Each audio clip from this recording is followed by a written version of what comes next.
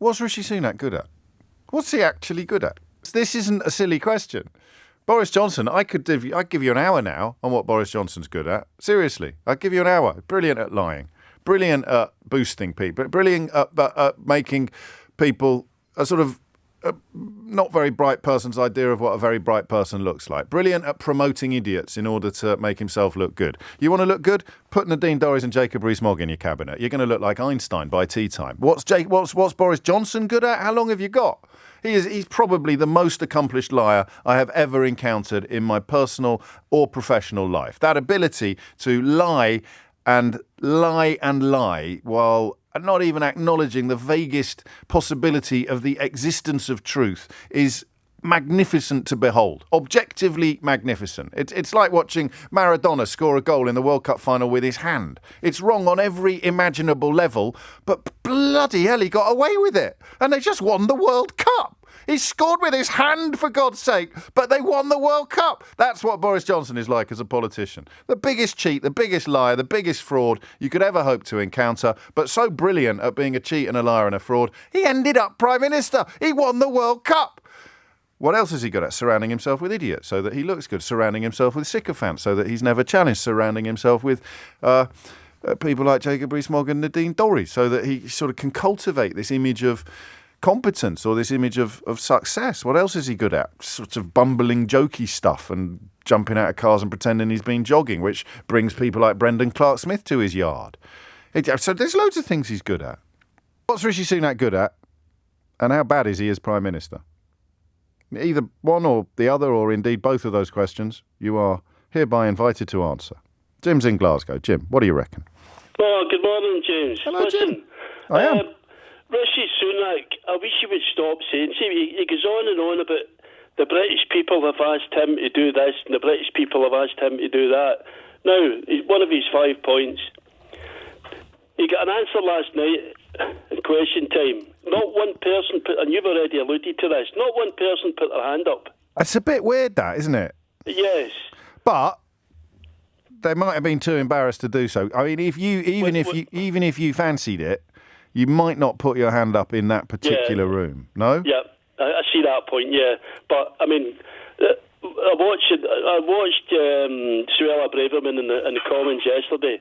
Now, this is what's happening now with the Tory party. You ask them any questions and they won't give you, but then politicians are like that. They won't give you an answer. But all the Tory party's doing at the minute is blaming other people. They're blaming Labour, they're blaming SDLP, they're blaming SNP, Sunshine, Liberal Democrats. Sunshine. They won't give you an answer. Moonlight, blaming the moonlight, I think. Everybody else, they start all these fires. They're blaming everybody else Boogie. Because they can't give you an answer to the question. All right, back up a bit. You've forgotten what the topic is this morning, I think, Jim. Because some politicians are very good at that. Some politicians are very good at blaming wholly unresponsible institutions or individuals for it. True. I don't think, and the question today is, what is Rishi Sunak good at? I don't think he's very good at that. I think people can see through it. When Johnson blamed stuff on the blob or the woke mob or whatever it is this week, I think it worked better because he was a much better liar. So he's not even very good at bogus victimhood. No, and he's not a very good bluffer. But what the point I will make is he wasn't put in there by the British people. Neither was Liz Truss. One was put in by the Parliamentary Party, another one was put in by the members. So the British people haven't had a say yet. So the two of them haven't had a mandate. No, but they're trying their best to wreck this country. But Boris Johnson had a mandate, and he was either the worst or the second worst out of the three of them, wasn't he? That guy should never have been allowed near Parliament. Or scissors. We know that. No, I know. Scissors. So what then? How bad is Sunak compared, just in that little hat trick of horror shows, how bad is he compared to Truss? And he's still the best out of those three, is he, or not? No. Oh, come on. The man's not, it's not a prime minister. Well, who's he worse than? Who's he worse than? He's an economist. Who's he worse? He's not an economist. He's a trader. There's a huge Yeah, difference. he's a bluffer. Yeah, but who's he worse than? He can't be worse than Johnson or Nobody's Truss. worse than Johnson. So you think he's worse than Truss? Yeah, no. You talked yourself into a tight knot this morning, Jim. He's still the best out of those three, then. He still gives me sleepless nights. And I'm in Scotland. This is going to sound a bit bizarre, but I've been thinking about what it is about Rishi Sunak that's different from the others, and it's that he looks and acts like a human man. I think I might agree with you. I might agree with you. Don't spoil it, Wolf. In contrast to Boris Johnson, who, among his many qualities, looking normal and human. I said don't spoil it. Sometimes he would literally just make words. He's a caricature. He's a cartoon character. Yes. He's a cartoon character. He's not a real human being. He's not a real human being. And then you've got Liz Truss, who looks like she's been teleported into any given situation with no idea why she's there. That is a disgrace. I have no idea what you're talking about. It goes on about pork markets. Yes. But it's just like a comedy human, essentially. Yes. And then to cast a net further afield, you've got Michael Gove, who kind of looks like a slightly malfunctioning robot in a human suit. Yes. And it basically extends to the whole sort of... Do Doris. Oh, God, Doris is she belongs in the local pub with a drink in hand, holding court over whatever her current obsession is. Fair enough. She's just... Well, we can all agree Jacob Rees-Mogg's very human, can't we? So your theory falls apart there, doesn't it? Falls apart there with a human penny farthing. Jacob Rees-Mogg, absolutely. I think you're right. Compared to the rest of them, astonishing. Sajid Javid as well, actually. They came across as quite... Dominic Raab with his throbbing vein, not human. Yeah. He's a cyborg, waiting for instructions. You do have the only other character. Good grief, you've cracked it. The only other character archetype that you also get in the Tory front bench is the Disney villain. Yes. The Suella Braverman, Priti Patel are both comically evil Disney villains. Yes. Yes, but I mean, for whom the cruelty is the point. So you're not even supposed to be looking for rationales or logic. I am here to be cruel because people want... I think, and they'll never be PM for that reason because they're just obviously evil. I hope you're right at the end of that. I mean, they would, of course, dispute that they were obviously evil, but they are certainly performatively evil, and it's very hard to know where one stops and the other starts. So Rishi Sunak's success, such as it is, stroke was, stroke will be, he looks and acts like a normal human. Compared to the others, does he act and... Yeah. Does he speak and act like a normal human compared to your peer group or your friends? Well, I don't know. My peer group crosses over so many areas that I wouldn't know. But he looks recognisably like someone that you would meet in public and think, oh, yes, that was a normal man. As long as he's not trying to use a pin pad. Yes, yes, you're right. Because that's petrol in his car. That's action, not character, isn't it? That's so what's he good at? He can stand up in Parliament and speak like a normal person. He can wear a suit like a normal person. He doesn't look in any given interaction like he has no idea why he's there.